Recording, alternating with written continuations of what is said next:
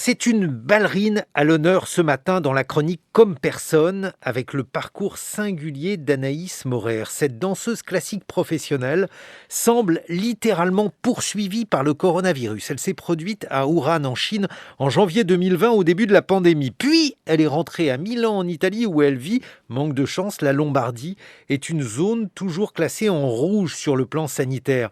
Bonjour Cécilia Arbona. Bonjour Guillaume. Alors Cécilia, vous vous êtes rendue à Milan pour rencontrer cet artiste de 31 ans, confiné dans son appartement. Et pour vous raconter son histoire, je vous entraîne dans un récit en 4 actes. Il pourrait s'intituler « La ballerine et le Covid ». Vous êtes prêts ? Levez de rideau.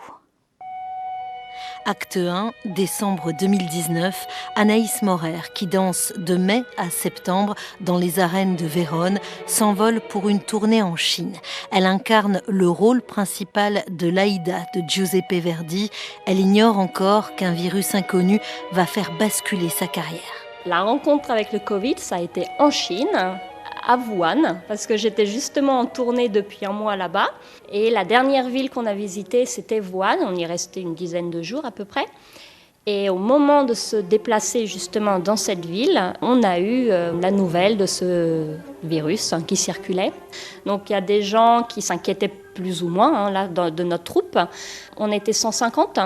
Entre les musiciens, l'orchestre, le chœur, tout ça. Et donc moi j'ai travaillé pendant des heures et des heures dans un studio avec une quinzaine de danseurs chinois de Wuhan. On était vraiment dans la ville au moment où tout est parti, quoi. Acte 2, janvier 2020. L'Italie est le premier pays d'Europe où l'on observe une flambée inquiétante du nombre de malades du Covid-19.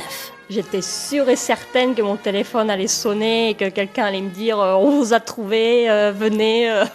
Donc en fait, non, personne ne m'a jamais appelé, même si moi je m'y attendais. Parce que le jour où on est rentré à l'aéroport de Milan, ils ont tout fermé, quoi. Ils ont commencé à faire des contrôles. Alors combien de personnes ont fait cette blague vraiment dans mes amis, chez mes amis, ils ont tous rigolé, quoi, entre guillemets, en me disant « c'est toi le patient zéro ». Anaïs Maurer n'a pas été malade, mais depuis son retour chez elle, elle est poursuivie par ce virus. Il me poursuit alors entre le premier confinement, après le deuxième, même si le deuxième est un peu plus léger que le premier, mais oui, ça change la vie, quoi. La vie quotidienne est complètement chamboulée. 106 nuovi pazienti ricoverati oggi. Acte 3, septembre 2020, les nouvelles sont toujours moroses sur les chaînes d'information.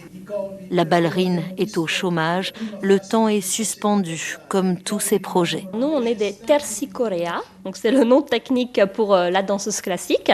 On a eu, nous, des dédommagements, on va dire, économiques. Mais voilà, ça n'a rien à voir avec ce que j'ai perdu avec mes contrats annulés. On avait peur de la dépression au début. Bah oui, parce que la carrière d'un danseur, au final, elle est assez courte. Donc se dire que là, je perds, ça va être 1 an et demi, peut-être même voire 2. 2 ans de carrière, chez nous, c'est énorme, quoi. Acte 4, novembre 2020.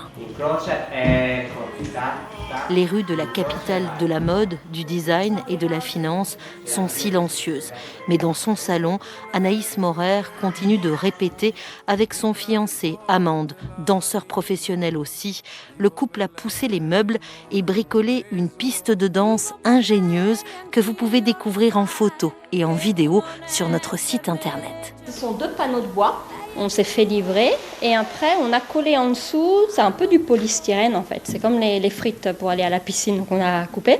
En tranches. Voilà, qu'on a coupé en tranches, qu'on a collé, alterné en dessous des panneaux et comme ça amortit en fait. C'est l'heure de la connexion pour le cours de danse en visio.